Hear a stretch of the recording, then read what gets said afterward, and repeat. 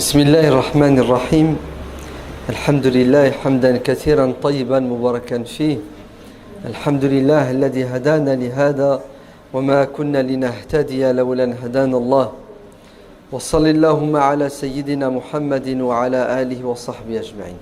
Salam alaikum wa rahmatullahi wa barakatuhu. Dieu dit dans la sourate Al-Furqan wa ibadur rahmani alladhina yamshuna ala al-ardi hawnan wa idha khatabahumul jahiluna qalu salama. Et notre mère, la mère des croyants, Aïcha, la fille d'Abu Bakr radiyallahu anhuma, a dit Innakum la taghfuluna an afdalil ibadati. Vous délaissez la meilleure des adorations. Vous avez oublié, vous mettez de côté, vous ne pratiquez pas la meilleure des adorations. Et pour Aïcha, la meilleure des adorations, c'est at-tawadu', la modestie, l'effacement de sa personne, l'humilité. Et subhanallah, le verset de la sourate Al-Furqan que je viens de réciter est le premier. Juste après, il est suivi d'autres versets qui mettent en exergue les qualités de Ibadur Rahman, les serviteurs du miséricordieux, c'est-à-dire les véritables croyants. On dirait que la première des qualités que doit avoir un bon croyant, c'est la modestie. Astaghfirullah. C'est pas on dirait. C'est la vérité, c'est la réalité. La preuve, quel est le premier défaut du diable? C'est al-kibr. L'orgueil. Et l'orgueil, c'est le contraire de l'effacement. C'est le contraire de la modestie.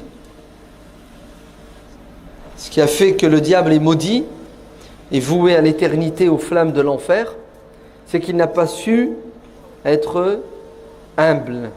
Mais bien au contraire, comme dit dans le Coran, Aba wastakbara, il a refusé la vérité, il a refusé de se soumettre à la vérité divine et il s'est enorgueilli.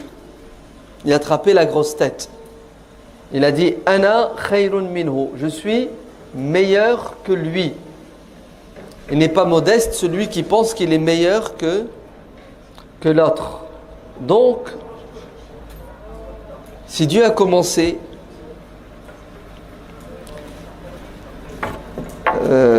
la liste des qualités des croyants par la modestie, c'est parce que c'est le socle, c'est l'assas, les fondements.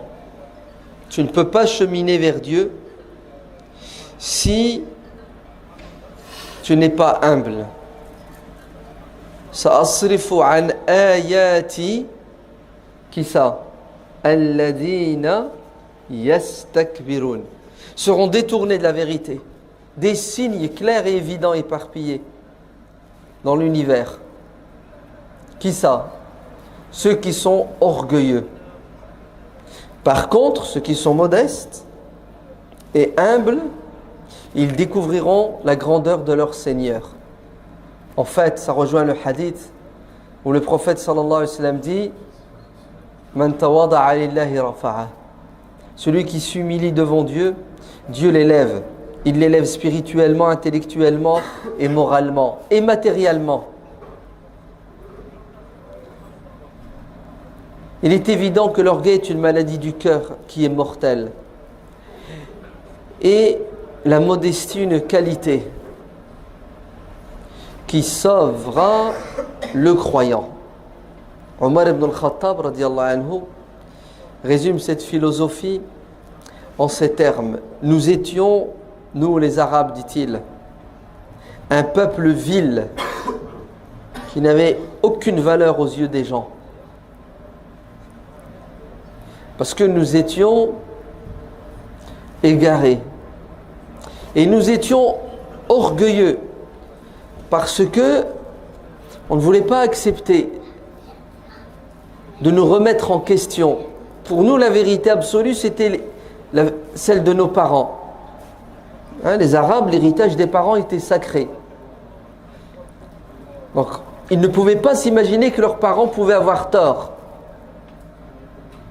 Donc ils prenaient pour argent comptant l'héritage avec ce qu'il avait de bon et de mauvais. D'ailleurs pour eux il ne pouvait pas être mauvais puisqu'il vient de leurs parents. L'orgueil les a aveuglés. Et ils étaient le peuple le plus vil, vassaux des Perses ou des Byzantins. Et Omar ibn al-Khattab dit, nous étions vils. Et Dieu nous a donné de la valeur et de l'importance en faisant de nous des musulmans. Et si on recherche les honneurs sur terre, la grandeur, la force, dans autre chose que dans l'islam, on va retourner en arrière et retrouver notre situation de peuple bas et vil. Il dit ça à Abu Ubaïda, à Amir ibn al-Jarrah,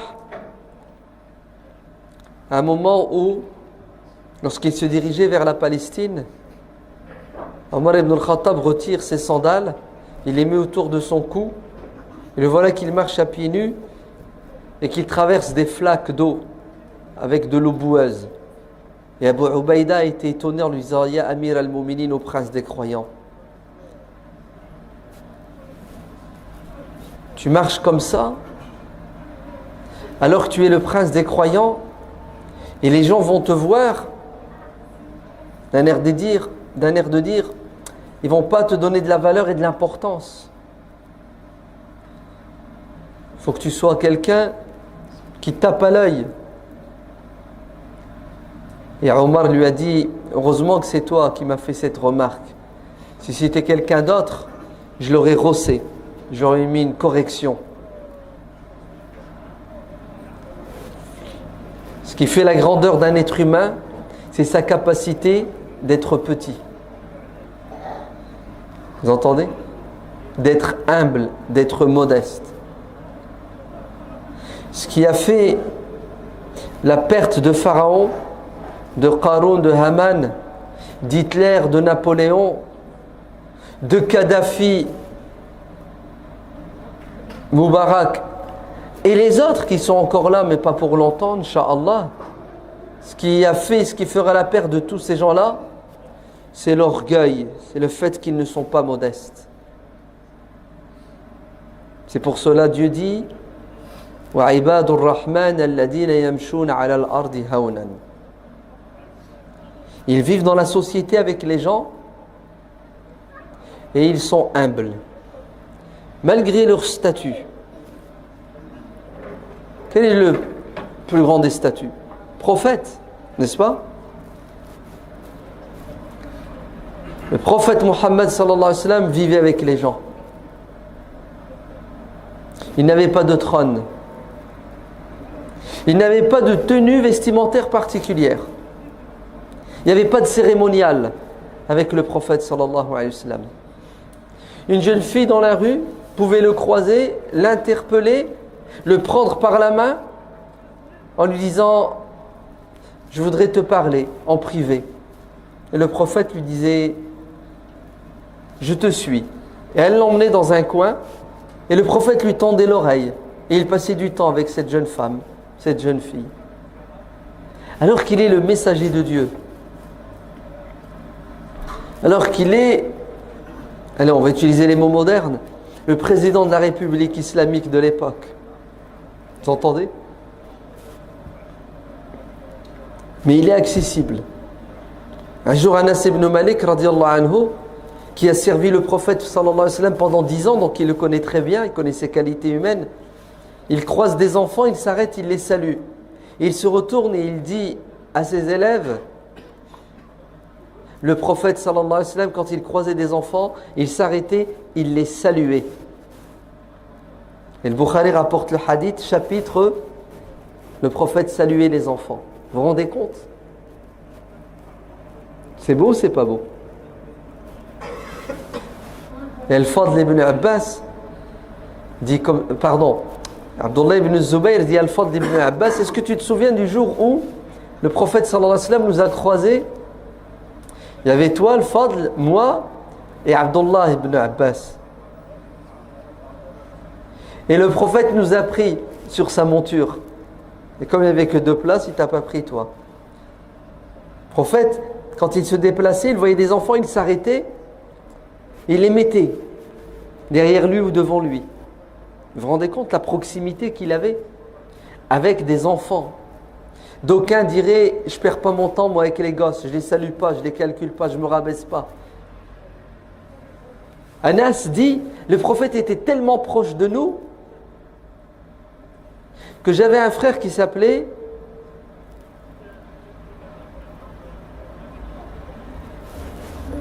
Umayr.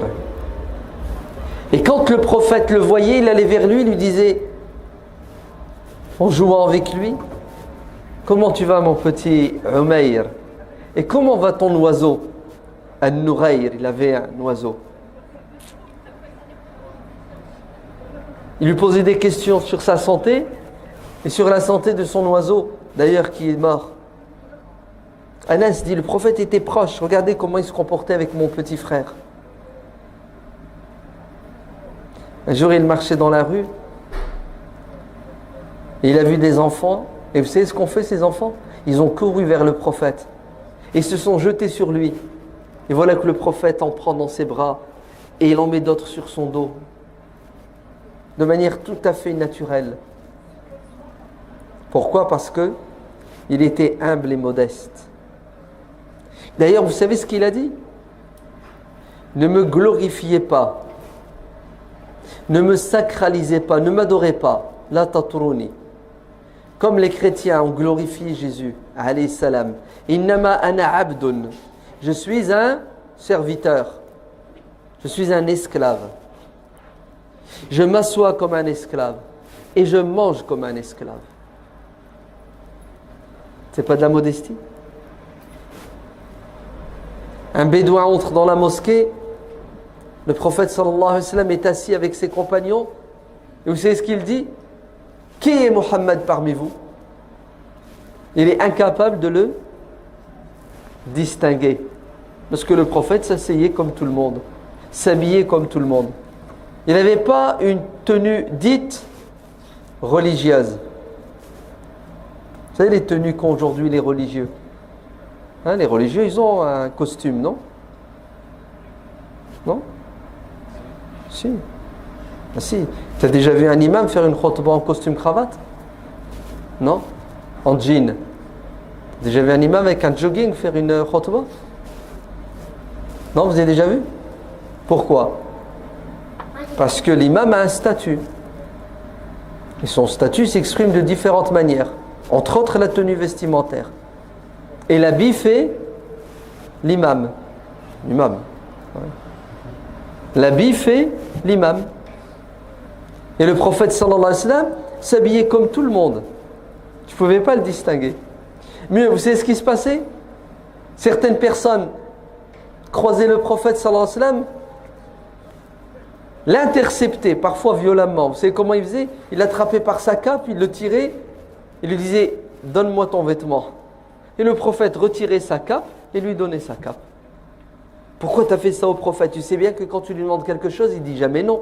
C'est sa cape, c'est la seule qu'il a. Il a dit oui, je le sais. Je suis conscient de ce que j'ai fait et j'ai fait ça pour l'utiliser comme linceul. Quand je mourrai, je dirai à ma famille, vous m'enterrez, vous m'ensevelissez avec cette cape. Vous m'enterrez avec. Peut-être que j'irai pas en enfer parce que je porte la cape du prophète sallallahu alayhi wa sallam. Et on lui a arraché ses vêtements. Un autre est venu, c'est ce qu'il a fait, il lui a offert un vêtement. Il a dit tiens prophète. Et vous savez ce qu'il a fait? Il a dit prophète, donne-moi le tien. Échange de bons procédés. Il lui a ramené un vêtement neuf. Écoutez bien, neuf. Le prophète accepte les cadeaux et l'homme réclame le vêtement du prophète. Pourquoi? Parce que il recherche la bénédiction du prophète. L'heure de la prière arrive, le prophète fait la prière. La prière terminée, vous savez ce qu'il dit? Il retire ce vêtement, il dit allez le voir et dites-lui de me rendre mon vêtement et je lui rends le sien, non pas parce que je refuse son cadeau, mais parce que ce vêtement qu'il m'a donné m'a déconcentré dans ma prière. il est trop beau, il est trop style. Et quand j'ai prié, ça m'a un peu perturbé, déstabilisé, qu'il me rende ma cape qui est toute simple. Eh oui. Le prophète sallallahu alayhi wa sallam s'habillait comme tout le monde. Il n'avait pas un vêtement particulier qui le distinguait des autres. La preuve, quand il a fait l'hégire et qu'il est arrivé à Médine, il s'est assis, les Médinois l'ont accueilli et la majorité des Médinois ne l'avaient jamais vu. Donc ils étaient incapables de mettre le nom sur le visage. Et qui c'est qui a pris la parole le premier? C'est Abu Bakr as-Siddiq. Et le prophète était assis à côté d'Abu Bakr. Et Abu Bakr parle. Et les Médinois qui n'avaient jamais vu le prophète croyaient qu'Abu Bakr était le prophète sallallahu alayhi wa sallam. Ça prouve qu'Abu Bakr était beau et ça prouve qu'Abu Bakr était magnifique. Vous entendez, hein? Il a fallu attendre que les rayons du soleil brûlent le prophète sallallahu alayhi wa sallam pour qu'Abu Bakr lui fasse de l'ombre.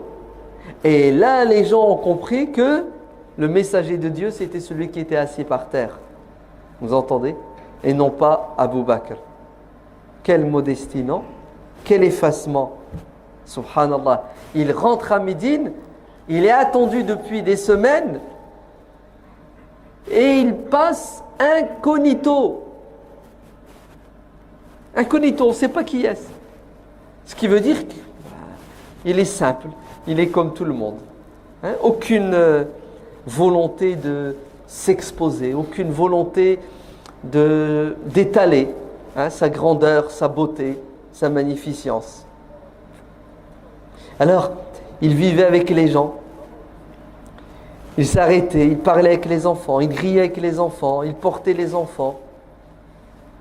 Est-ce que vous vous rendez compte, le messager de Dieu, sallallahu alayhi wa sallam, qui prie avec un enfant dans ses bras, Umayma, une jeune fille.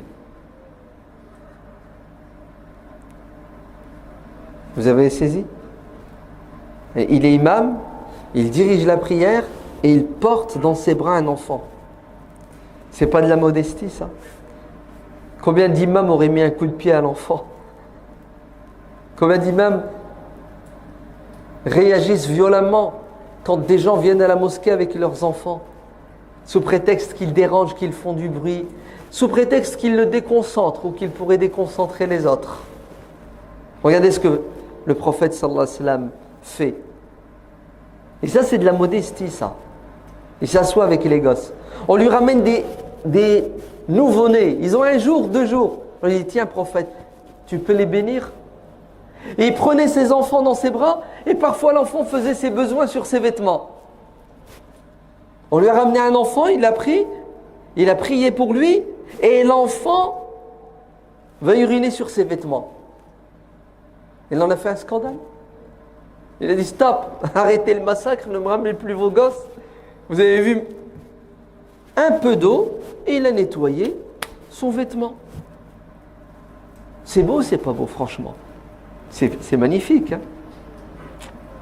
Quand vous voyez des gens qui sont fiers et hautains et qui prennent leur distance. Avec qui? Avec les créatures faibles. Est-ce que vous savez que le prophète sallallahu alayhi wa sallam a dit, si vous voulez me trouver, vous me trouverez à côté des faibles, ad-du'afa. Si vous me cherchez, allez vers les faibles, vous allez me trouver. Pour ça, il était toujours auprès de ses compagnons les plus faibles, les gens de la sofa. Quand ils voulaient manger, la sofa, est-ce qu'ils ont à manger? Et il partage avec eux. Il se privait pour leur donner. Vous vous rendez compte? Il rentre chez lui, il dit à son épouse, est-ce qu'il y a quelque chose à boire ou à manger? Rien, il n'y a qu'un verre de lait. Donne, je vais l'offrir à un pauvre qui s'appelle Abu Huraira. Et le prophète dit, Abu Huraira, va chercher tes frères qui ont faim. Ils vont se retrouver à 70 à se partager un verre de lait. Regardez, il s'asseyait avec les pauvres. Il mangeait avec eux. Le prophète sallallahu alayhi wa sallam partageait ses repas. Vous vous rendez compte? Quand une femme l'arrête pour lui poser une question, il s'arrête et il l'écoute. Il lui donne du temps. Il répond à ses questions. Quand une femme vient se plaindre de son mari, de sa situation économique, le prophète est tout oui. قد سمع الله قول التي تجادلك في زوجها. C'est dans le Coran. Khawla. Et le prophète, il donne de son temps. À la vieille femme, à la jeune fille, à l'enfant, il est accessible. Asma bint Umays vient lui dire au messager de Dieu, je suis la porte-parole des femmes et je dois te transmettre un message et te faire une demande. Les femmes disent que les hommes ont plus de chance qu'elles car ils passent plus de temps avec toi et ils ont plus de contact avec toi. Elles sont jalouses. Elles envient les hommes. Alors elles te demandent une faveur. Est-ce que tu peux leur réserver un moment que pour elles? Regardez comment le prophète est accessible et modeste. Oui, qu'elles choisissent le jour. Et ce fut un jeudi, le jour des femmes. C'est impressionnant, subhanallah. Comment notre prophète sallallahu alayhi wa sallam était humble et modeste. Un jour, le prophète sallallahu alayhi wa sallam était avec ses compagnons, il était en train de cueillir des fruits d'un arbre. Et le compagnon du prophète est en train de cueillir les fruits d'un arbre avec nous. C'est beau. Il travaille, il met la main à la pâte, n'est-ce pas? C'est pas il envoie ses compagnons au combat et lui, il attend d'être servi. Il est avec eux. Quand il souffre avec eux. Quand il peine avec eux. Quand il donne le premier. Il montre toujours l'exemple. Et le compagnon lui dit, prophète, est-ce que tu as déjà gardé les moutons? Est-ce qu'à un moment donné de ta vie, tu as fait berger? Le prophète le regarde et lui dit, mais bien entendu. D'ailleurs, je ne suis pas le seul. Tous mes frères prophètes ont été bergers. Et un jour, on lui dira, prophète, parle-nous de ton enfance. Il a dit, quand j'étais jeune, je gardais les moutons pour quelques centimes. Ajib. Le plus grand des hommes était berger. Et il est devenu messager. Il a continué à quoi? Il a continué à travailler. Il a continué à s'adonner à toute forme de boulot. Il n'avait pas cette prétention à dire moi je ne fais pas tel boulot parce qu'il est sale. Non. Tous les travaux sont nobles tant qu'ils sont halal. Au contraire, le prophète sallallahu alayhi wa sallam dit, celui qui s'endort le soir fatigué après un dur labeur, Dieu lui pardonne ses péchés. Vous entendez? Et on questionne Aïcha. On lui dit, le prophète sallallahu alayhi wa sallam, dans sa demeure, qu'est-ce qu'il faisait? Comment se comportait-il chez lui? C'était un roi, assis, et on le servait. C'est ce qu'elle a dit. Kana fi mihnati ahlihi. Il participait avec ses épouses. À quoi? À la gestion. Eh oui. Ainsi, il s'adonnait aux tâches ménagères. Le prophète balaye. Il prend le balai, il nettoie, il balaye. Vous entendez? Quelle belle sunna, non? Tu rentres chez toi, tu nettoies, tu balayes. Ajib, non? Elle est belle ou elle n'est pas belle? Pour ta femme, elle est plus belle que ta barbe. Demandez à vos femmes si elles doivent faire un choix entre la sunna du prophète qui est la barbe et la sunna du prophète qui est balayer la maison, coudre ses vêtements, traire sa chèvre. Tout ça, c'est des hadiths. Nos femmes, elles vont préférer laquelle des sunnas? Si tu dois faire un choix, laquelle? Les deux? Non, mais j'ai dit si tu dois faire un choix. Ah, tu n'as pas besoin de leur demander. Moi, je te donne les résultats de l'enquête. C'est déjà fait. Elle préfère un mari qui est proche d'elle. Quand il rentre à la maison, il s'occupe de ses enfants, il s'occupe d'elle, il s'occupe de sa maison. Il est présent, il est vivant. C'est ça? Il se comporte comme tout le monde, il est modeste. Non, vous savez qu'est-ce qu'il est? Il est serviable. La main qui donne est meilleure que celle qui reçoit. Elle préfère un mari comme ça qu'un mari qui porte une barbe, ou un turban, ou un khamis, ou des sandales avec deux lacets. Mais oui, parce que c'est humain, ça touche. Naam. Vous avez vu la modestie du prophète sallallahu alayhi wa sallam? Comment il se comportait chez lui? Et quand c'était l'heure de la prière, dit Aïcha, il arrêtait son travail à la maison et partait faire sa prière. Eh oui. Il y en a, ils n'osent pas. Il y en a, ils te disent c'est hchouma, c'est honteux. Tu te rabaisses. Ouais. Et ça a des conséquences très très très négatives dans la communauté. La preuve, regardez à la mosquée. Qui c'est qui nettoie? Qui c'est qui passe l'aspirateur? Qui c'est qui va nettoyer la table qui est là-bas? Les gens, ils mangent à la mosquée pendant Ramadan, c'est ça? Ils jettent tout, ils s'en vont. Regardez. La table n'est pas nettoyée. Et tout le monde va passer devant. Et bizarrement, tout le monde est aveugle quand on passe à la mosquée devant quelque chose qui n'est pas à sa place. Vous savez pourquoi? Parce qu'on n'a pas été éduqué et élevé dans la modestie. Et on ne cherche pas les hasanat. Du moins, celles qui ne sont pas très difficiles, très compliquées. Ou celles qui nous arrangent, qu'on aime, qu'on a l'habitude de faire. Eh oui, le prophète sallallahu alayhi wa sallam, il rentre chez lui, hop, il nettoie, il range. On rentre à la mosquée, vous nettoyez, vous rangez. C'est ça la modestie. Allez aux toilettes dans les mosquées, vous allez voir dans quel état elles sont. Qui va se rabaisser, nettoyer, enlever l'eau? Le minimum, c'est celui qui salit, nettoie. Vrai ou faux?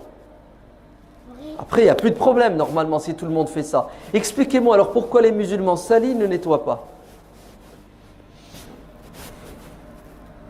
Moi, je vais trouver une explication. Tu fais l'eau d'eau, tu mets de l'eau partout, tu t'en vas. Pourquoi tu ne nettoies pas? Alash. C'est pas une maladie du cœur, ça? Il n'y a pas un peu de kibr dans l'histoire, un peu d'orgueil? Tu ne veux pas te rabaisser?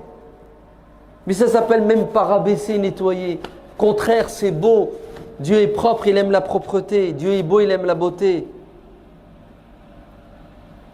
Dieu est juste, il aime la justice. Tu salis et c'est quelqu'un d'autre qui va venir nettoyer ce mal que tu as fait. C'est injuste.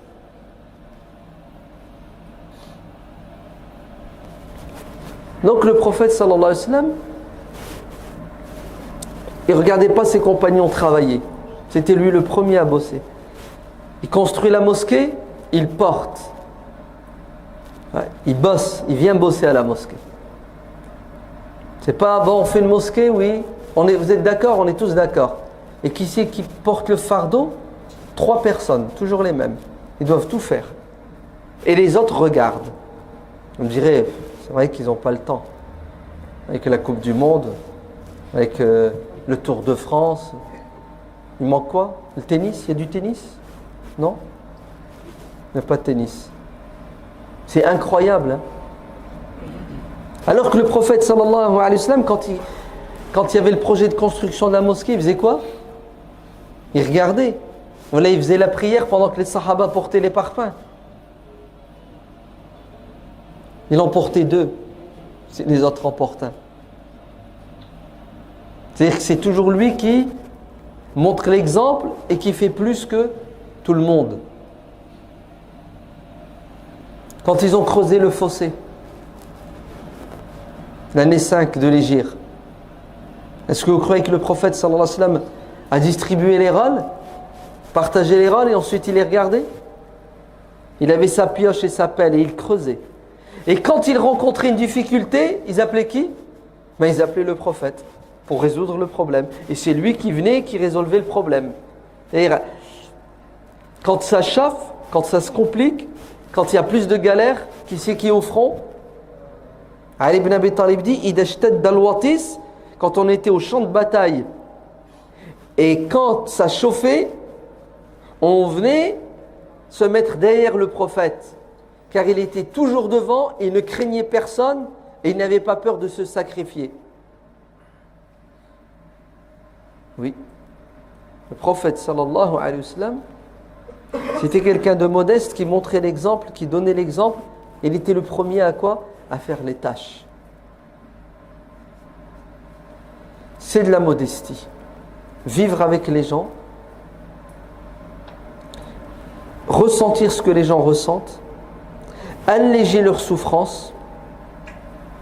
Le prophète sallallahu alayhi wa sallam rendait visite aux malades. Allez, pas des riches, hein, des gens qui ont le bras long. Il rendait visite à tout le monde. Une vieille dame. Des gens avec qui il n'avait pas des relations particulières. On lui dit, prophète, un tel est malade. Oui, allons lui rendre visite. Comment tu te sens? Alhamdulillah, je vais bien. Un autre, comment tu te sens? Oh, j'ai une fièvre. Une fièvre qui, je pense, va venir à bout de moi-même. Le prophète lui dit, mais non, t'inquiète, la fièvre c'est très beau, c'est très bon. Non, non, prophète, c'est... Bah, si tu le penses, tant pis pour toi. Hein. Il en est mort, bien sûr. Il ne voulait pas de la baraka du prophète qui lui disait, sois optimiste, demande à Dieu. Il allait rendre visite, vous entendez? Aux hommes et aux femmes. Et aux enfants. Il allait rendre visite aux malades. Et quand il y avait un décès, on lui disait au messager de Dieu, un tel est mort. Et le prophète priait. Et quand quelqu'un avait besoin de lui pour des choses qui peut-être vont nous sembler inutiles, mais elles avaient leur importance aux yeux des compagnons, regardez, ô messager de Dieu, est-ce que tu peux venir chez nous pour prier dans un coin de la maison, dans une pièce de la maison, pour qu'on transforme cet endroit en lieu de prière, une petite mosquée à la maison. Le prophète leur dit, ok, d'accord. Excusez-moi, j'ouvre une parenthèse. Si c'était moi, écoutez, laissez-moi tranquille. Ouais, je n'ai pas que ça à faire, je suis occupé, d'accord? Je ferme la parenthèse. C'est ce que le prophète sallallahu alayhi wa sallam leur dit? Très bien, je vais venir à telle heure. Et le prophète vient. Vous voulez que je prie où? Le prophète, tu vas prier dans cet endroit. Et ils lui mettent une natte par terre et le prophète prie dans l'endroit. Et voilà, c'est bon, le prophète a prié dans cet endroit. On va en faire un petit coin à la maison réservé pour les prières. Vous vous rendez compte, subhanallah, jusqu'où va le prophète pour faire plaisir à qui? À monsieur tout le monde. C'est beau, c'est la preuve de quoi? Qu'il est sincère. Celui qui n'est pas sincère va rendre service quand il y a un business, quand il y a un intérêt. Vous entendez? Il ne va pas se mettre... Il ne va pas être disponible pour tout le monde. Le prophète donnait de lui-même pour les autres, quitte à quoi? Quitte à ce qu'il dorme moins, quitte à ce qu'il n'ait pas de temps pour se reposer. C'est la preuve qu'il est sincère, c'est la preuve qu'il est modeste. Celui qui regarde les gens d'en haut ne cherche pas à leur faire du bien, il ne cherche même pas à alléger leurs malheurs et leurs souffrances. Vous entendez? Le mutakabbir, l'hautain, l'orgueilleux. On a dit à Hassan al-Basri radiyallahu anhu, est-ce que tu peux nous dire qu'est-ce qu'être un croyant modeste? Ils veulent une définition de la modestie, tawadu. Écoutez la définition de Hassan al-Basri. Il leur dit, le croyant modeste, c'est celui qui, lorsqu'il met un pas dehors, il sort de chez lui, il pense et il croit qu'il est le pire des musulmans. Il croise quelqu'un, il se met dans la tête que c'est lui le pire. Que tout le monde est meilleur que lui. C'est hada le modeste. Il ne sort pas de chez lui dans une posture d'orgueil, de vanité, en croyant que... Ouais. Il pense toujours qu'il est quelqu'un de nul. Vous savez, il est quelqu'un de pas terrible. L'autre est meilleur que lui. En fait, il s'efface. Même Ibn al-Qayyim dit, le modeste, c'est celui qui accepte la vérité. De la bouche de tout le monde, son ami et son ennemi. L'orgueilleux, c'est celui qui n'accepte pas la vérité, quitte à faire la guerre avec tout le monde, son ennemi et son ami. Pourquoi? Parce qu'il veut toujours avoir raison et avoir le dernier mot, car il pense, l'orgueilleux, qu'il est supérieur. Donc la vérité ne peut pas sortir de la bouche de quelqu'un d'autre. Elle ne peut sortir que de sa bouche. Il a toujours raison et il ne peut pas se tromper, il ne peut pas avoir tort. Eh oui. Wal kibru. Vous connaissez le hadith. Le prophète sallallahu alayhi wa sallam dira, celui qui a dans son cœur un atome d'orgueil n'entrera pas au paradis. Un compagnon réagit en disant, prophète, oui mais on aime tous être bien sapés, avoir des belles chaussures, bien coiffés, l'apparence. Le prophète dit, non, c'est pas de l'orgueil ça. La galanterie, l'élégance, c'est pas de l'orgueil. Vous savez c'est quoi l'orgueil? C'est batarul haq, le refus de la vérité. Allez, l'orgueil, c'est une posture psychologique et intellectuelle qui fait de toi quelqu'un qui ne peut même pas penser,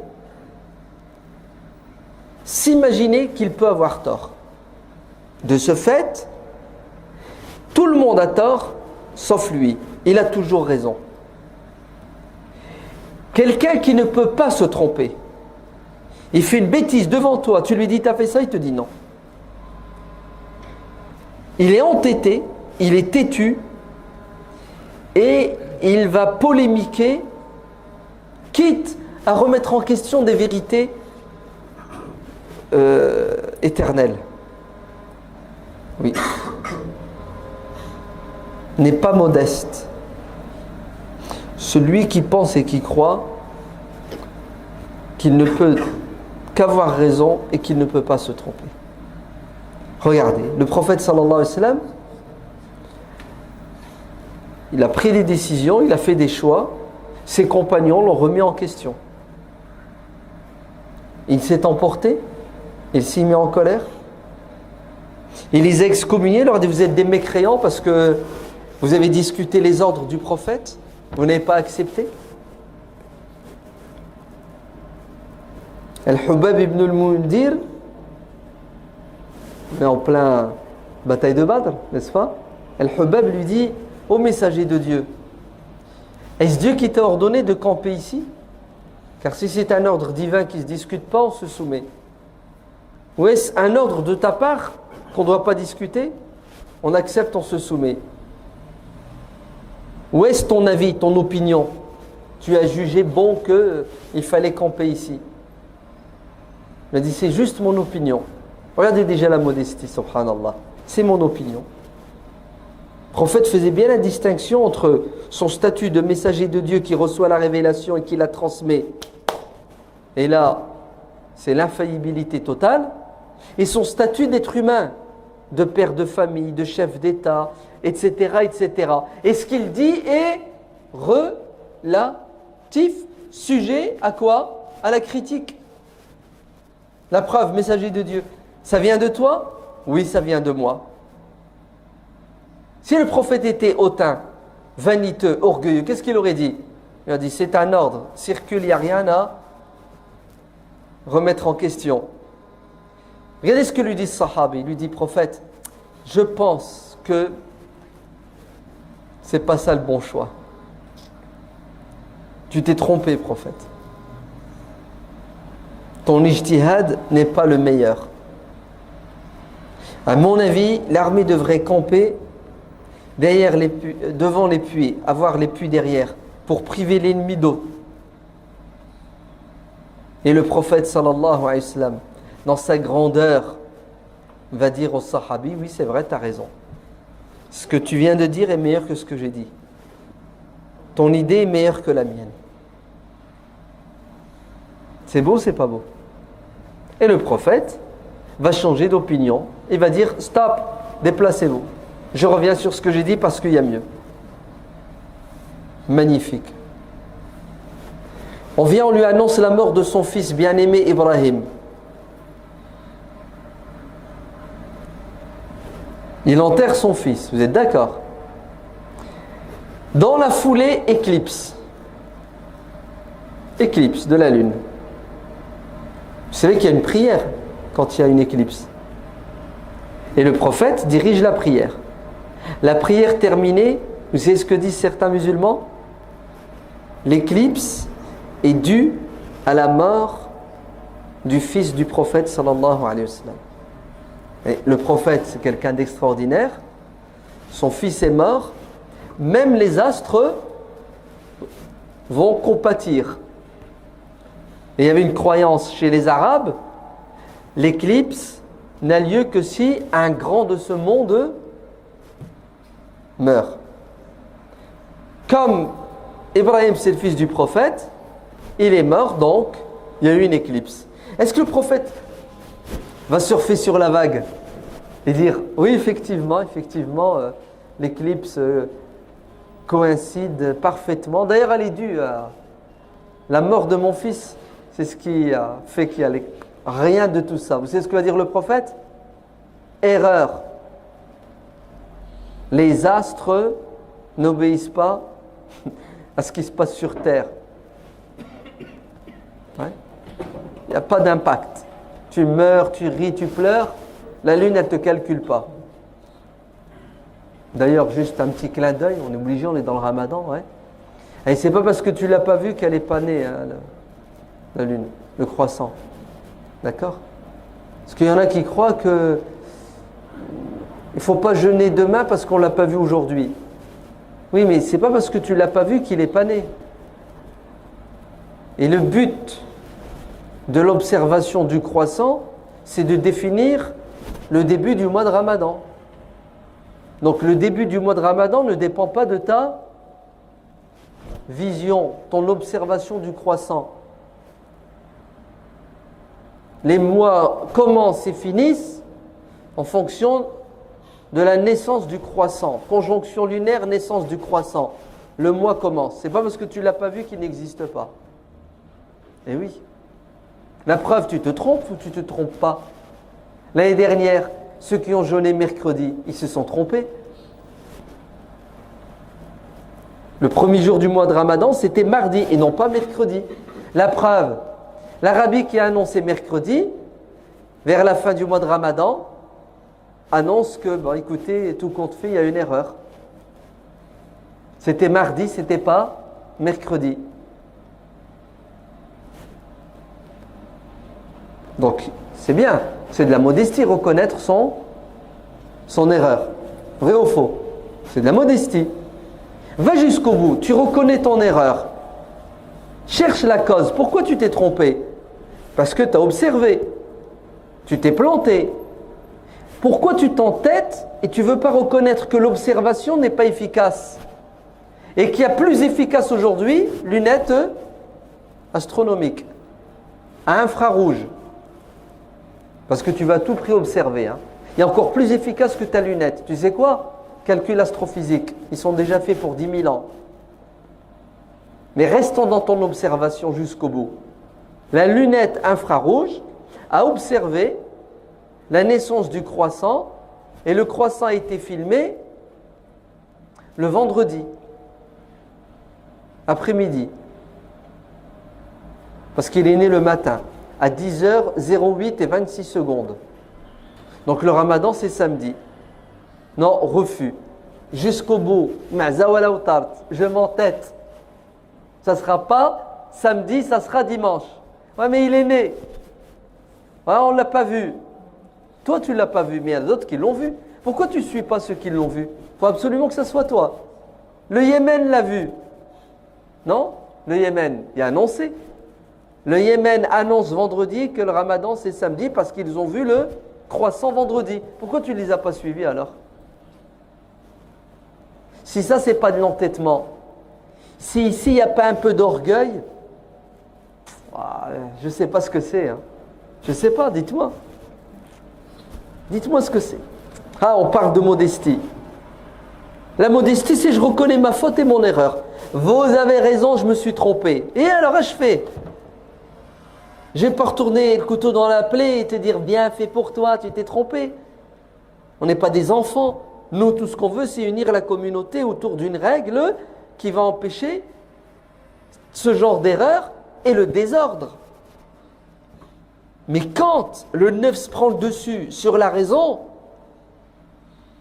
la division et la zizanie ne peut que durer dans la communauté. Un peu de modestie.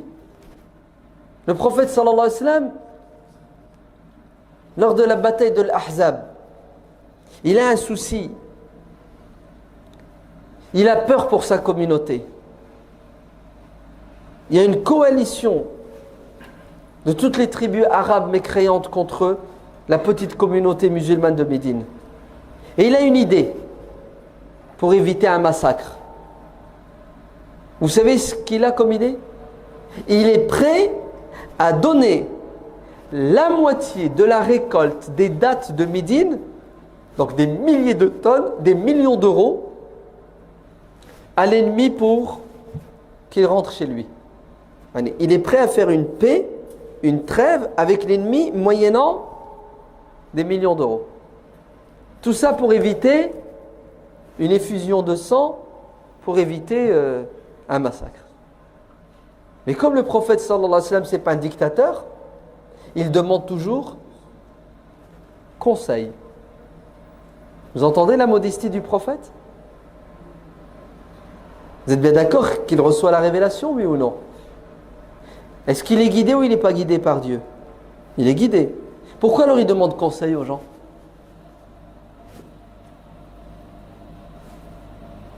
Il demande conseil, il ne demande pas conseil. Ashiru alayya. Le prophète disait, dites-moi ce que je dois faire. Vous savez pourquoi? Déjà pour nous donner une leçon. On doit être comme ça. Ouais. Si lui, en tant que messager, il discute avec ses compagnons, il échange, il écoute leur opinion, leur idée. Et parfois, vous savez ce qu'il fait? Il les suit. Après discussion, à la fin, le prophète suit ses compagnons. C'est puissant, non? Vous ne trouvez pas? En fait, il y a deux domaines dans la vie du prophète. Il y a le domaine où le prophète reçoit la révélation, il la transmet, et là tout le monde dit Amen et suit. Et puis il y a le domaine humain, où le prophète gère le quotidien.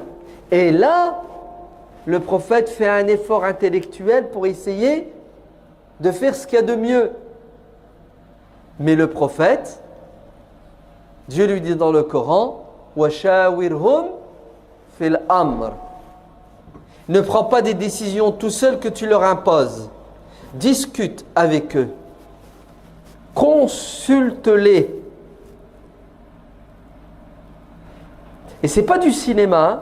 C'est pas le prophète, il dit à ses compagnons, bon, dites-moi ce qu'on doit faire. Et une fois qu'ils l'ont dit, fais ce qu'il veut. Ash-shura mulzama. Ça fait couler un peu d'encre cette question.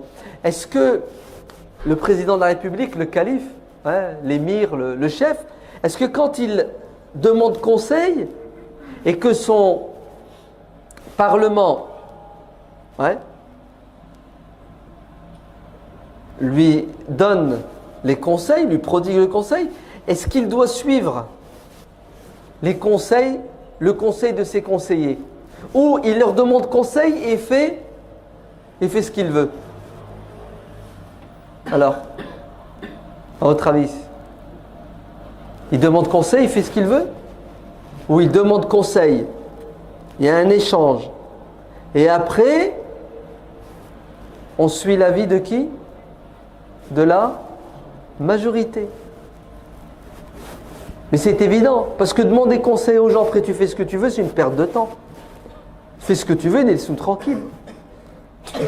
Tu nous fais perdre notre temps et tu te moques de nous. Ça s'appelle la dictature, ça. C'est comme dans les pays musulmans. Quand on fait des élections, on fait quoi encore?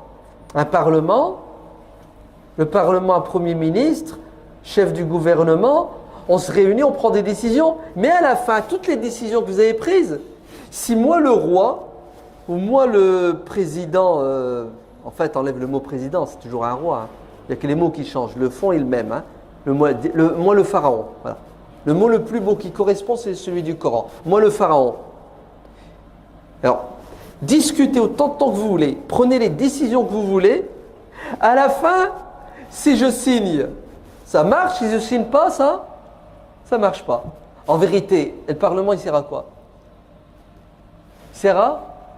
Si, il sert à quelque chose. Il sert à vous faire croire que vous êtes libre de choisir des gens qui vous représentent et qui se sacrifient pour vos intérêts. Et comme les gens regardent le foot, ouais, comme les gens regardent la télé et ne se cultivent pas au niveau politique, au niveau économique, ben ils acceptent l'arnaque. Tout simplement. On n'a que ce que l'on mérite. Et Pharaon, il a le vocabulaire. Vous savez ce qu'il dit, Pharaon? Il dit « Wa ma urikum illa ma ara, wa ma ahdikum illa sabila rashad » Allez, vous inquiétez pas, je vous aime bien et je vous veux votre bien et je pense à vous matin, midi et soir. Et les gens acceptent leur situation d'esclaves. Le prophète sallallahu alayhi wa sallam n'était pas comme ça. Alors qu'il est le messager de Dieu, ya ibadallah, c'est incroyable. On pourrait dire, silence. Le prophète ne nous demande pas notre avis. Ton avis est le nôtre, tu es la meilleure des créatures. Et le prophète aurait très bien abusé de son statut de prophète et donné des ordres. Non, c'est pas ça la modestie. Alors vous savez ce que dit le prophète alayhi salam? Il interpelle les deux Saad, Saad ibn Mu'ad, Saad ibn Ubada. Et il leur dit, j'ai une idée pour sortir de cette crise. On leur donne la moitié de la récolte de Médine. Comme ça, l'embargo est levé, le siège. Regardez ce que vont lui dire les deux Saad. Ô messager de Dieu, avant d'être musulmans, tous ces gens-là qui veulent notre peau ne pouvaient pas goûter une date de Médine sans la payer. Et tu veux qu'aujourd'hui, en tant que musulmans, on leur donne la moitié de la récolte gratos? Wallah, ils n'auront pas une date. Pas une. On est des hommes, on va se battre jusque la fin. Alors, le prophète, il a fait quoi? Il a dit, vous n'avez pas honte? Moi, le messager de Dieu, vous discutez, vous remettez en question mon opinion, mon avis. C'est ce que fait le prophète, alayhi salam. Et il suit Saad ibn Ubada et Saad ibn Mu'ad. C'est pas de la modestie, dites-moi franchement, billahi alaykum. Ah non, moi je suis le président, moi. Hein. Attention. Malheur à celui qui contredit mon opinion, mon avis. Vous devez m'obéir au doigt et à l'œil. Sinon, ça s'appelle de la rébellion. Le prophète sallallahu alayhi wa sallam s'habillait comme tout le monde, mangeait comme tout le monde, s'asseyait comme tout le monde, il parlait comme tout le monde. D'ailleurs, le prophète sallallahu alayhi wa sallam a dit, les gens de l'enfer sont les suivants. Al-Mutakabbir, le vaniteux. Al-Utul, Al-Jawaz. Vous savez c'est qui? C'est le vaniteux, l'orgueilleux. Celui qui, en permanence polémique pour toujours avoir raison. Celui qui crie, ouais, pour montrer qu'il a raison. Ces gens-là sont faits pour l'enfer. Vous voulez connaître les gens du paradis? Kullu da'ifin muta'affif. Celui qui est humble, qui est simple. Celui qui, quels que soient les vêtements qu'il a, il les porte. Le prophète sallallahu alayhi wa sallam a dit, mange ce que tu veux, habille-toi comme tu veux, à condition de ne pas gaspiller la nourriture et de ne pas porter des vêtements par makhila, khoyala, ostentation. N'est pas modeste celui qui se pavane. Le prophète sallallahu alayhi wa sallam a dit, un homme est sorti de chez lui vêtu avec l'intention de se pavaner, crâner. Vous savez comment Dieu l'a puni? La terre l'a englouti. Elle s'est ouverte et hop, il a été aspiré par la terre. Et il est là au milieu de la terre, il essaie de sortir et il restera dans cette posture jusque la fin des temps. Vous entendez? Ta'isa Abdul Khamisa sera malheureux, celui qui adore les vêtements, celui qui porte des vêtements par ostentation. Ça va, ça vous dit quelque chose? Rolex à 60 000 €, c'est ça? Ouais. Non, nous on ne porte pas des Rolex à 60 000 €, hacha. On ne les a pas. Tu me diras si on les avait, peut-être qu'on le ferait, non? Quelle est notre manière d'être orgueilleux? C'est le fait de porter en fait les habits en dessous de la cheville. Est-ce que c'est Non. en fait, la explication? Donc le frère il dit le fait de porter des habits qui sont longs, qui descendent en dessous de la cheville, est-ce que c'est de l'orgueil? Et le fait de les raccourcir, est-ce que c'est de la modestie? Oui. Le fait de porter un vêtement qui est long avec orgueil, c'est de l'orgueil. Tout à fait. Et le fait de porter un vêtement court avec orgueil, c'est de l'orgueil. Tout est une histoire de quoi? D'intention. Ainsi, si tu portes un pantalon court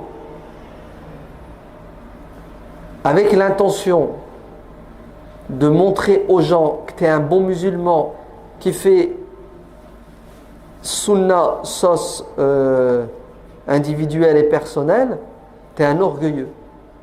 Bien sûr. C'est évident. Là, je vous croyais que ce qui fait que les gens iront en enfer, c'est le morceau de tissu? Non, quand même pas. Tu iras en enfer à cause du défaut que tu as dans le cœur qui s'appelle El-Kibr. N'entrera pas au paradis celui qui a un atome de Kibr. Et peut-être El-Kibr, tu sais c'est quoi aujourd'hui? C'est la imama que tu viens de porter là. Toi, tu portes une imama, un turban, et un turban avec une queue, ouais.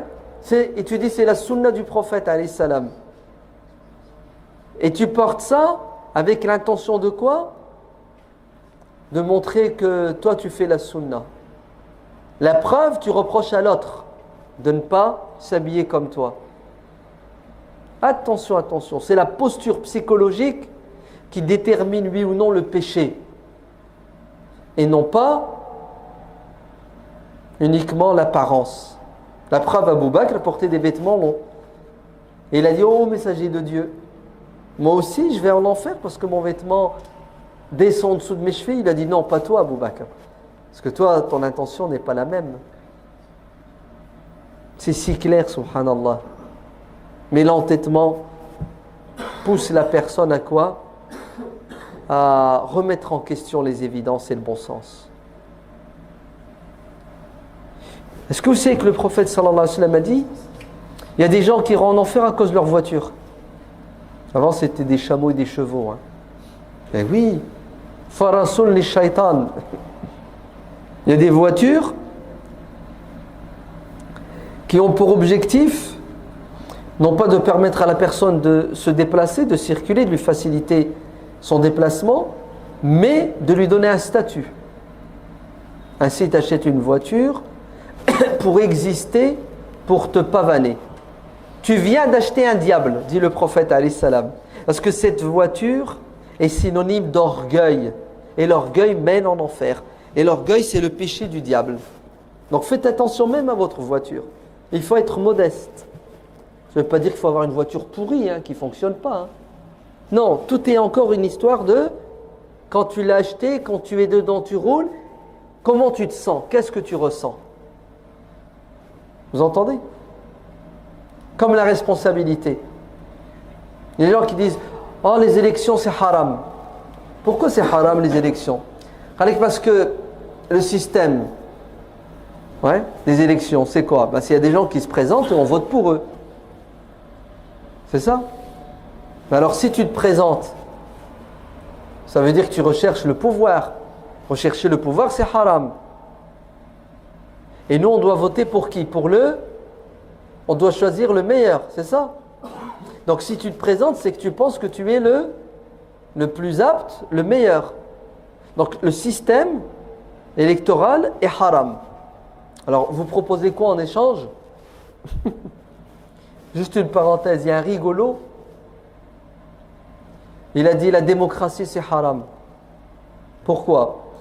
Parce que le peuple choisit un représentant, le président par exemple.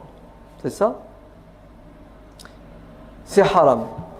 Ça ne fait pas partie de l'islam. Très bien, on fait comment pour gérer la société, le pays?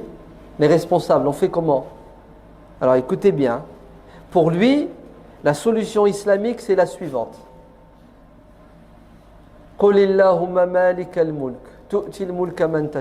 C'est la royauté.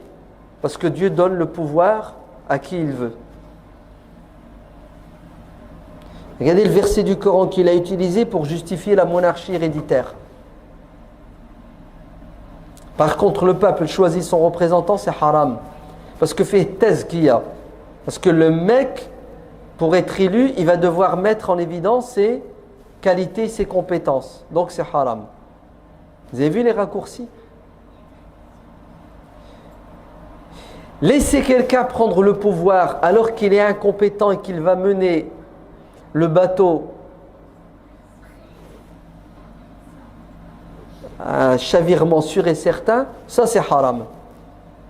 Et si tu te sens capable d'assumer, tu es obligé de prendre la responsabilité. Sinon tu vas laisser la communauté du prophète orpheline. Et si ça nécessite que tu mettes en évidence tes qualités, tu dois les mettre en évidence, sinon les diables vont mettre en évidence des pseudo-qualités avec le mensonge. Ij'alni ala khaza'inil ard inni hafidun alim. A dit Youssouf alayhi salam, je veux ce poste parce que je suis quelqu'un de compétent et quelqu'un de confiance, d'honnête. Donc c'est pas de l'orgueil. L'orgueil, vous savez c'est quoi? C'est ton incompétence que tu ne veux pas reconnaître, si bien que tu t'entêtes à rester à ton poste et tu empêches l'évolution. Ça, c'est de l'orgueil. La modestie, c'est oui, je vais le faire parce que je pense être capable. Et lorsque tu découvriras que tu es un incapable, tu te retires. Là, tu es quelqu'un de modeste et de sincère. Tu démissionnes. Ça, c'est de la modestie. Un jour, on a vu Omar ibn al-Khattab radiyallahu anhu aller chercher du bois. Il dit, Amir al-Moumini, qu'est-ce que tu fais? Il a dit, je me suis regardé dans le miroir et je me suis dit, tout le monde me craint, tout le monde me respecte et me vénère, le prince des croyants. Alors j'ai senti mon ego qui commençait à me chatouiller. Alors j'ai voulu me donner une leçon de quoi? D'humilité. Je suis parti faire le travail d'un esclave. On a vu Abu Huraira aussi quand il était gouverneur d'une région aller au puits prendre de l'eau. Il dit, qu'est-ce que vous faites, gouverneur? C'est pas votre boulot. Il a dit, laissez. Ouais. Je veux donner une leçon à mon ego. C'est pour ça, le grand Abu Madian, avant de parler d'Abu Madian, Ibn Ajiba d'abord, Ahmed ibn Ajiba, ça vous dit rien? Ahmed ibn Ajiba? Jamais croisé, jamais rencontré, il passe pas à la télé, non? Wallah al-Adim, on perd trop de temps à regarder n'importe quoi à la télé au lieu de prendre un livre sur la vie des saints et faire leur biographie. Attention, c'est une drogue, c'est l'opium du peuple. Donnez-leur du pain et des quoi? Et des jeux pour les distraire. Donnez-leur le minimum à boire et à manger pour qu'ils ne se révoltent pas. Mais il faut les empêcher de réfléchir pour qu'ils ne se révoltent pas.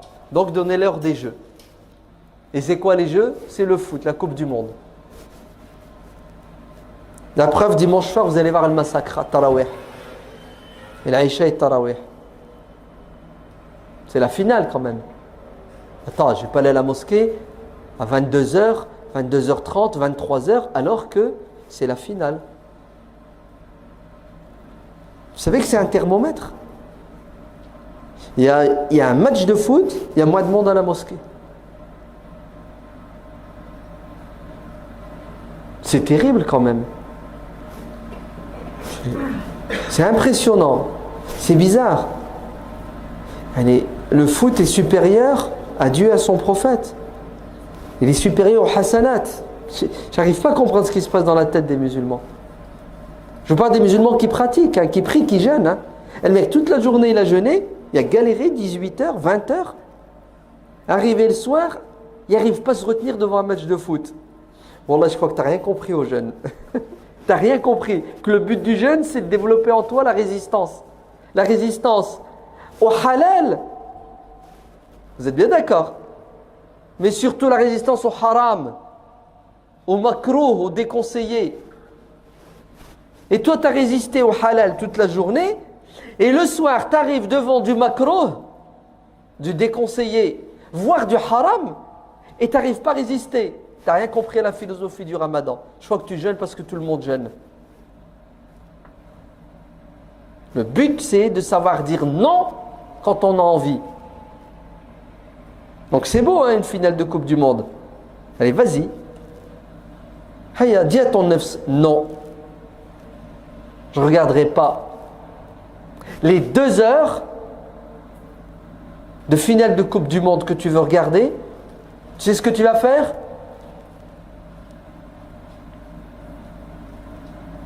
Tu vas aller à la Courneuve. Tu vas aller au centre du CBSP, le comité de bienfaisance et de secours au peuple palestinien et de soutien au peuple palestinien. Et tu vas leur demander des tracts. Et dimanche soir, tu vas aller à la sortie des mosquées. Et tu vas donner des tracts pour que les gens donnent à la Palestine. Ouais, t'as vu ce qui se passe en Palestine? C'est horrible. T'as vu, il n'y a personne qui bouge. Et toi, tu bouges, toi? T'as bougé, toi? T'as fait quoi, toi, pour la Palestine? Bah, tu regardes le foot pendant que tes frères sont massacrés.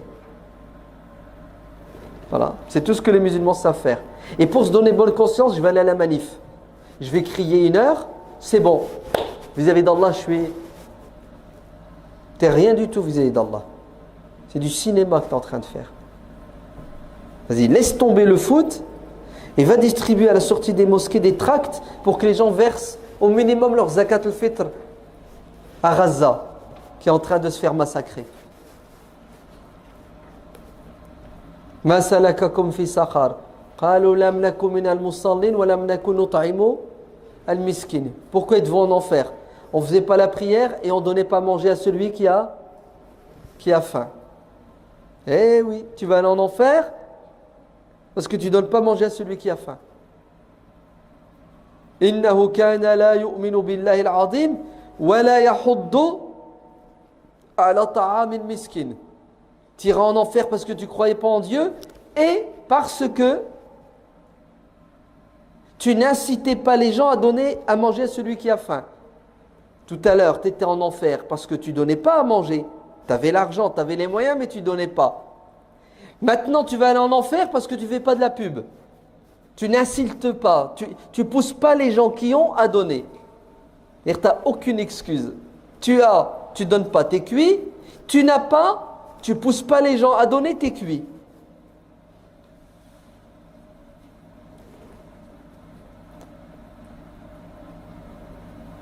Pourquoi je dis ça? Oh, les parenthèses. Je sais plus.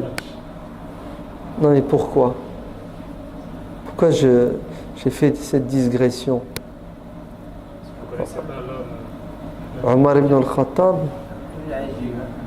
Ahmed. Ah, très bien. Masha'Allah. Allah yabarak fikoum. Voilà. Au lieu de passer 2 heures à lire la vie de Ahmed ibn Ajiba, ouais, on trouve du plaisir à regarder des 22 personnes qui courent derrière un ballon, c'est ça? Qui sont en train de travailler en fait. Hein. Ils ne courent pas pour courir. Hein. Ils n'ont pas de temps à perdre, les gens. Il n'y a que toi qui perds du temps. Eux, ils courent parce qu'ils bossent. C'est leur travail. Vous savez que c'est leur boulot, non? Ils gagnent bien ou ils ne gagnent pas bien? Ils gagnent bien. Hein. Ils gagnent beaucoup même. Ouais. Non, va gagner toi aussi. Au moins tu donneras un peu plus à la Palestine. Vous avez vu, subhanallah, comment on se trompe. Et wallah, ça fait mal quand tu vois notre jeunesse. Notre jeunesse, ouais, c'est normal, ils ne connaissent pas Ibn Ajiba. Ben oui. Ahmed ibn Ajiba, rahimahullah, écoutez bien. C'était un très grand savant dans le nord du Maghreb actuel. Le Maghreb, hein, Maroc, Algérie, Tunisie, hein, ok? Pas de frontières. Hein. Et il était connu pour sa science. Et d'ailleurs, il est devenu une star. Mais crise de conscience. Au fond de lui-même, il y a la petite voix qui lui dit « C'est du cinéma que tu es en train de faire. Tu n'es pas en train d'adorer Dieu. Tu es en train de t'adorer toi-même. « Waman adallu mimmani takhada ilahahu hawa » Tu adores tes passions. Tout ce que tu fais, c'est pour que les gens disent « Tu es savant. » Vous entendez l'ego? Et ça va le travailler. Et ça va le travailler. Et à un moment donné, il ne supportait plus son hypocrisie. Une dépression spirituelle. Hein? Et là, il a pris la décision de se soigner. Hey, si tu ne prends pas conscience que tu es malade, tu ne cherches pas à te soigner, le cancer, il se répand et après, trop tard, métastase. Vous savez ce qu'il a décidé de faire? Il a décidé de tout abandonner et de redevenir un élève. Et cette fois, il a besoin d'un maître.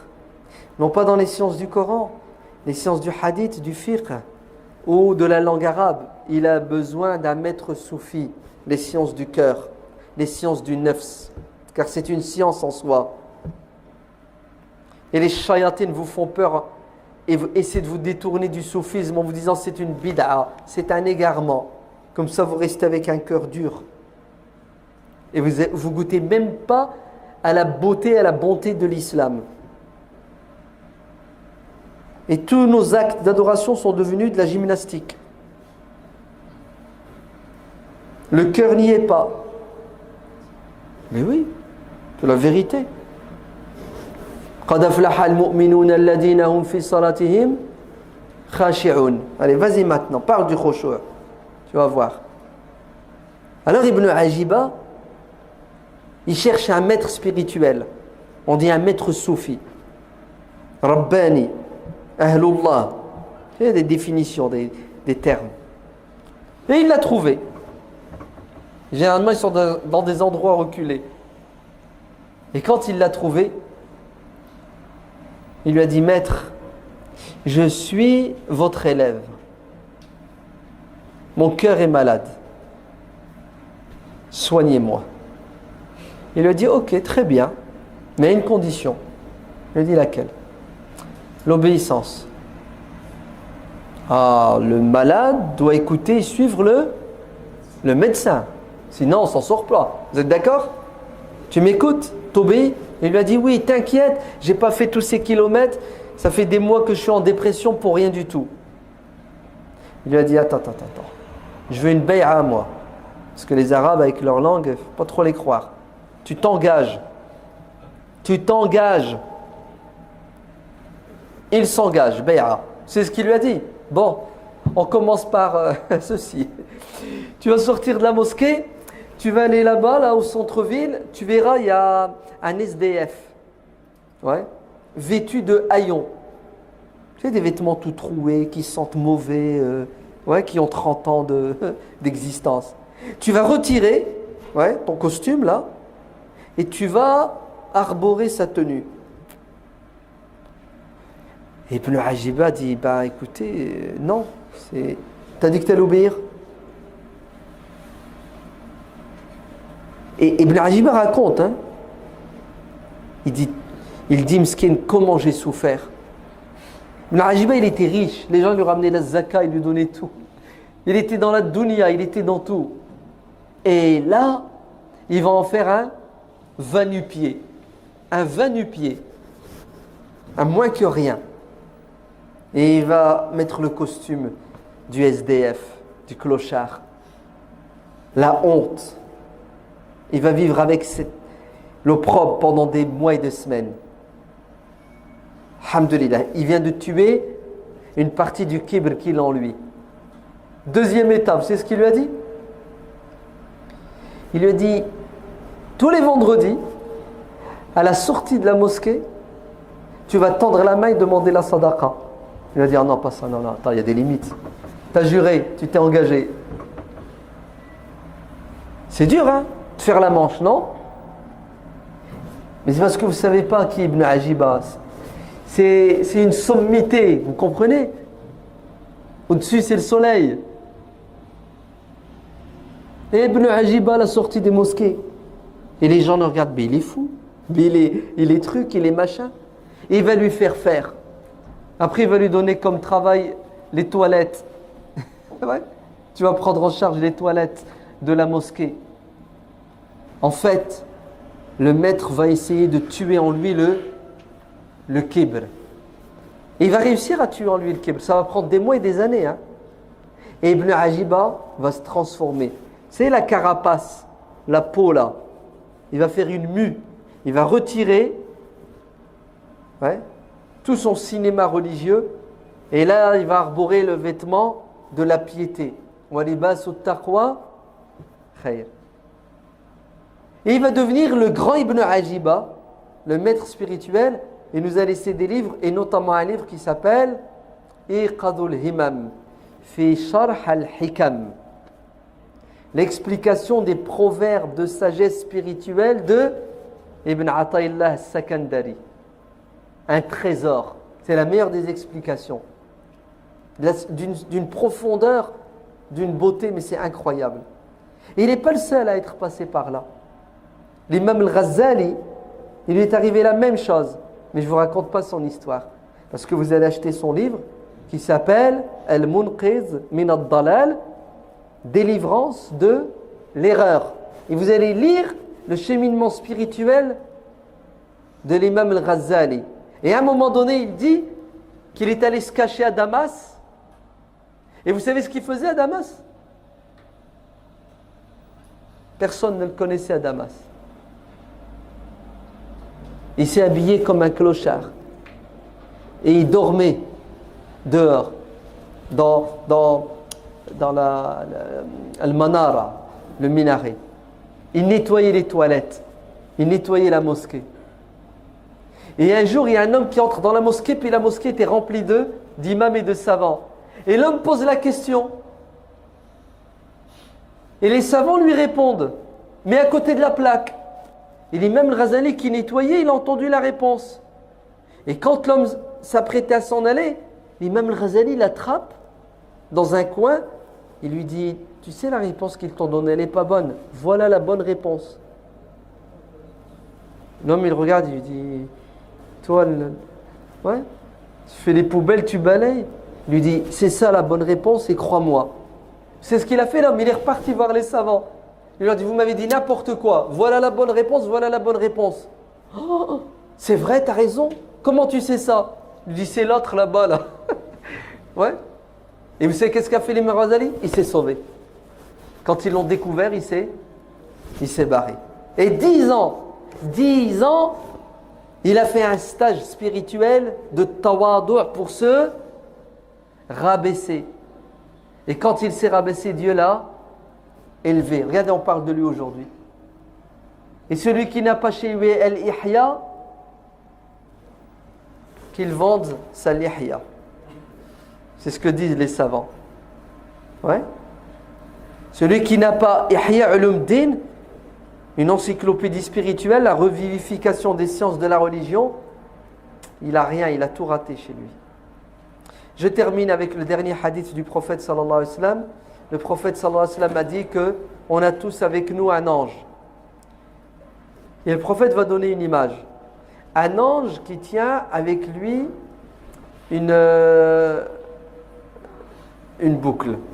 Bon, l'image est faite pour les paysans, ceux qui ont des animaux. Est-ce que vous avez déjà vu les gros bœufs, le salon de l'agriculture, ça vous dit quelque chose? C'est des bœufs immenses là, qui font une tonne.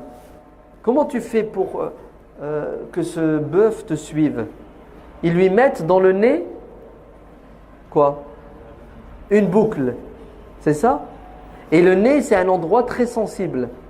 Hein? Halaqa. D'ailleurs, ils le font même avec d'autres animaux. Hein? Ben, écoutez, le prophète sallallahu alayhi wa sallam dit, on a tous un ange avec nous qui nous tient par la boucle. Ouais. Et si le croyant se rabaisse, allez, si le croyant s'humilie, il devient humble, l'ange, par cette boucle, l'élève.